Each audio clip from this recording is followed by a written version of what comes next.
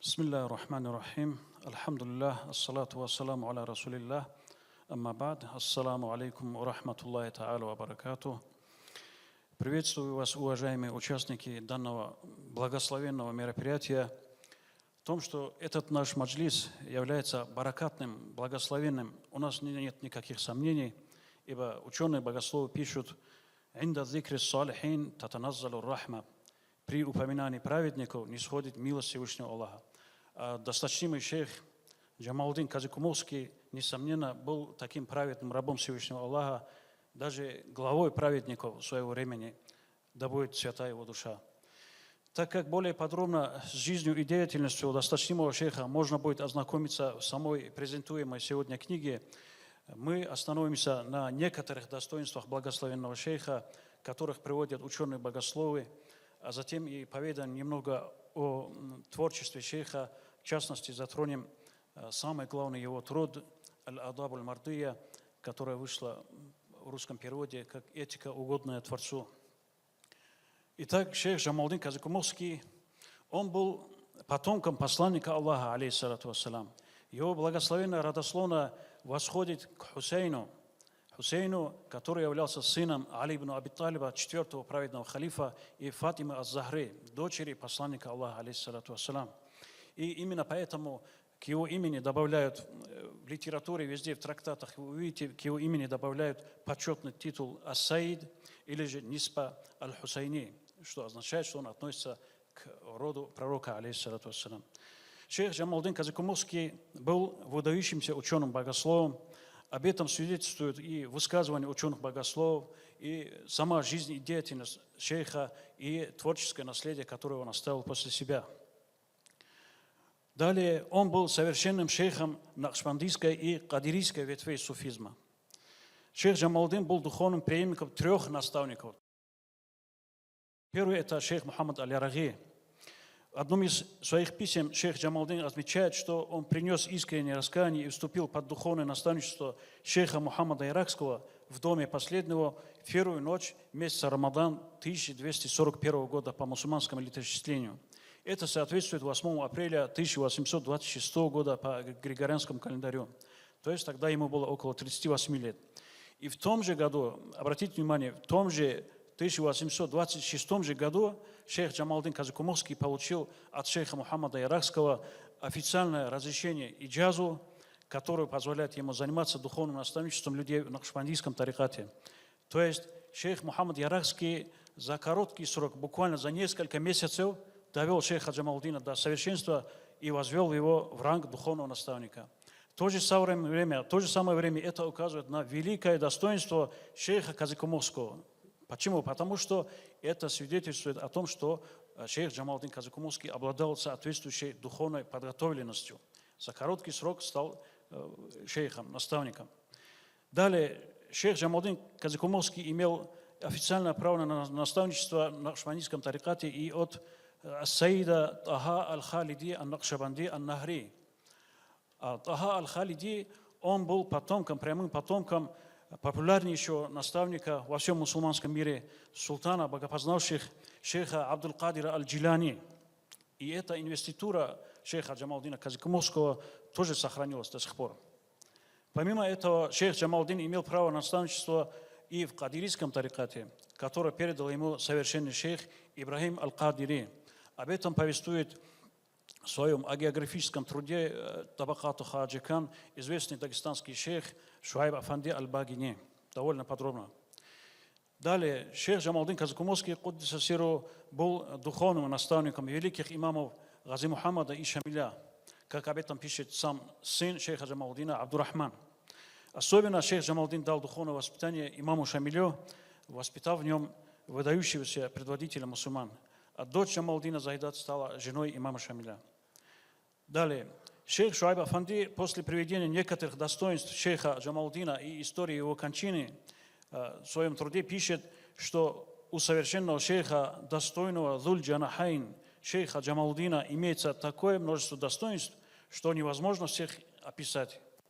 Званием Зуль Джанахайн, что буквально переводится как обладатель 2 крыльев, да, в суфизме принято величать шейха, который достиг великой, высокой степени святости и совершенства аль-вилаятуль улья.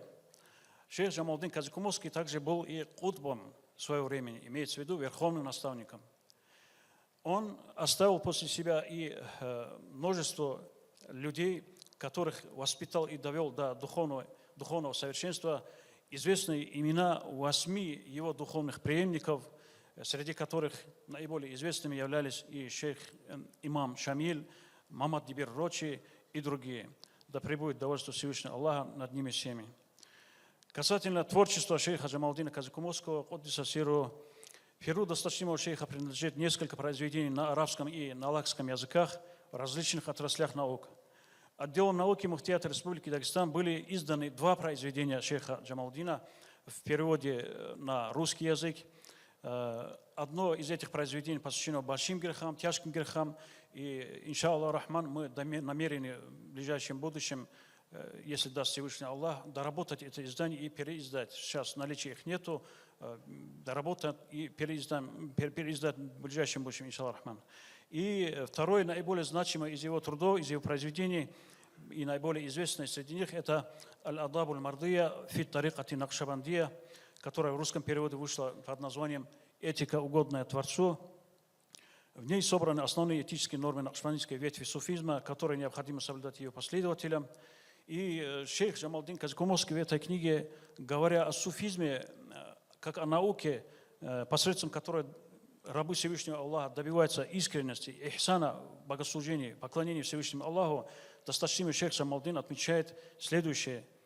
Наилучшим деянием и почетнейшим состоянием является следование сунне пророка, алейхиссалату вассалям, во всех обстоятельствах. А полноценное следование возможно лишь посредством вступления один из путей, тарикатов истинного служения Господу, которые от пророка, алейхиссалату вассалям, через подвижников дошли до суфийских шейхов. А накшбандийский тарикат является самым возвышенным и достойным среди этих путей, отмечает шейх Джамалдин Казикумовский. Расскажу немного и о предыстории данной книги. Около 10 лет тому назад эта книга шейха Джамалдина Казикумовского вышла впервые в современном таком формате.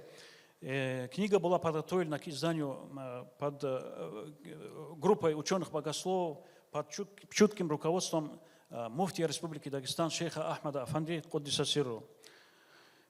После компьютерного набора текста книга была сопоставлена со многими нусхами, имеется в виду рукописными копиями данного трактата, и проведя после этого определенный богословско-текстологический анализ, книга вышла в свет в одной из арабских стран, в хорошем оформлении, с хорошим дизайном, и далее распространилась по Дагестану и в России. И после этого, через некоторое время, книга была доработана в сфере уже с новыми найденными копиями данного трактата, и всего в работе было использовано около 8 копий, 8 рукописных копий, переписанных в разное время разными учеными-богословами. И данный перевод «Этики, угодной Творцу» был осуществлен согласно этой доработанной версии книги с разрешения и рекомендацией досточтимого шейха Ахмада Афанди, муфтия нашей республики.